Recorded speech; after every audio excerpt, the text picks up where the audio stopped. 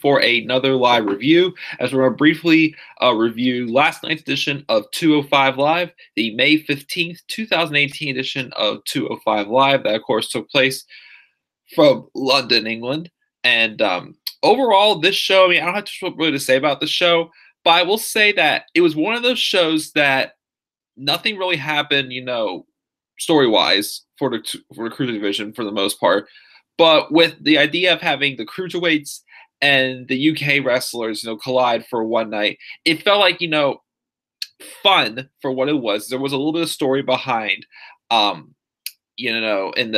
the Fatal Four Way, we got, with Tyler Bate, wanting to get his revenge on TJP after how he snuck away with a cheap victory over him in the Cruiserweight Championship tournament using a handful of tights, and then also the advertisers for next week as well, and the main event also, which is showcasing more of the UK wrestlers. Surprised didn't get Pete Dunne or get a lot more ones. Well, there were a good amount. Some of them I'd say that were probably in the UK tournament a couple years ago. Well, like a year and a half ago or whatever it was. Again, I can't remember when it was. It's been a while, but it was still a great tournament.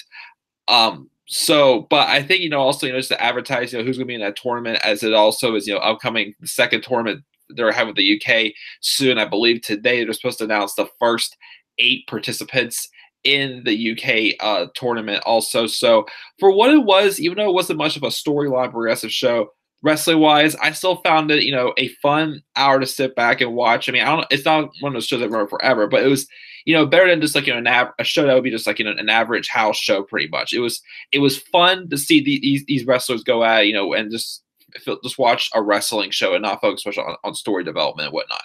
So with that, I'd say this was a good show. I'd say that's why I probably gave it a little bit of a higher grade than it definitely most people will probably give it.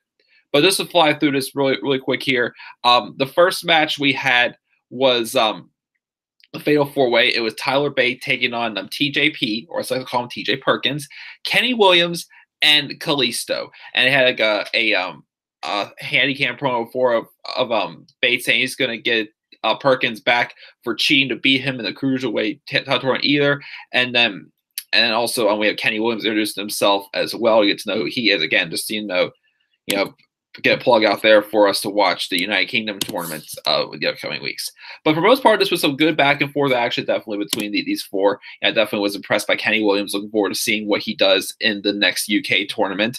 Of course, though, it felt weird this being a Fatal 4 because it felt most of the match, was Tyler Bate was trying to, weave through the others to get to TJP for the revenge. Of course, I felt that of anybody, he was the one who stood out the most in this match with his great back and forth action. He's now 21 years old, and he's still looking as good as he could get pretty much. I mean, I don't know if he'll ever be up on the main roster or be even more than just a cruiserweight, but he's definitely a fun young talent to watch that definitely stole the show in the United Kingdom tournament, and also last year when him and Pete Dunne had match of the year at NXT Takeover Chicago for the UK Championship when Pete Dunne took the title off of him. But I thought it was a great back and forth match, definitely. And Bate eventually picked up the victory with the Tyler Driver 97 he hit on TJP. So that whole storyline with him just getting, his comeuppance and his revenge on TJP was fulfilled. Yes, I know it was 2 matches it's on, but I'm still reviewing it. So that was, then a fun Fatal 4-Way to definitely, have on this show.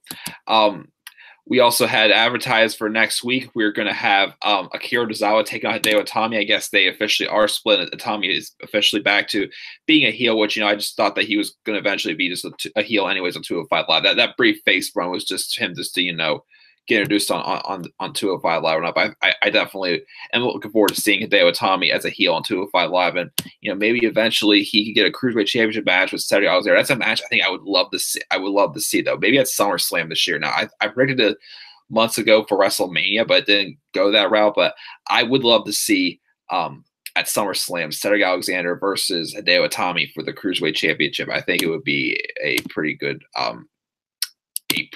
show. So then we move on to we had a backstage segment with Cedric Alexander and Mustafa Ali warming up in the locker room, and they meet their partner Flash Morgan Webber, I believe it was, yeah, for the in the main event.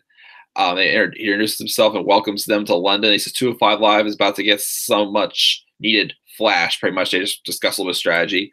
And then we had Drake Maverick make his way out for the announced team, and then Dasha Fuentes asks the trio in the heels with Drew Gulak, James Drake, and Joseph Connor, interviewing them before so. And Drake and Connor say they've tagged together in the past, and Gulak says he's been putting them through rigorous team building exercises with two of the best mat technicians in the UK and himself, the greatest submission specialist in WWE. He has no doubt the batter their opponents. He wishes Dasha cheerio as they head to the ring. And we had this 6-man tag match. Again, it was just another match. Just, I thought it was fun. It was just, again, just, having 205 Live and the UK collide for one night again with some fun action, and they also get like a good plug out there. Also, I felt for the UK tournament, as I've been saying, throughout this brief review. So it had a few moments. We had a moment though when Morgan Webber was bleeding from the mouth, and everybody hit their own signatures on a member of the opposing team, and whatnot. Towards the end, and then Gulak got started in the ankle lock, but he got free and made a final tag to Ali, who laid out Gulak with the tornado DDT, who hit the 054, and Ali got the win in the main event. And then we eventually have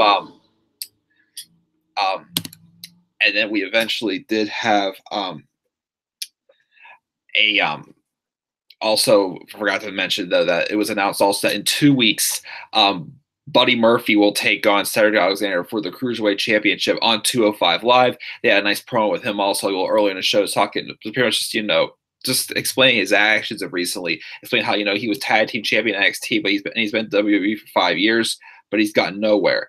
And being in this crew division is not easy at all. Him trying to constantly make sure he makes the weigh in, and how much he has to go through it. So he knows that his opportunities are limited, which it makes sense as to why he's like trying to strike whenever he can. So that's why he's playing his actions pretty much. So it makes sense. So I do look forward to seeing him and Cedric Alexander go at it in the Cruiserweight championship match in 2 weeks.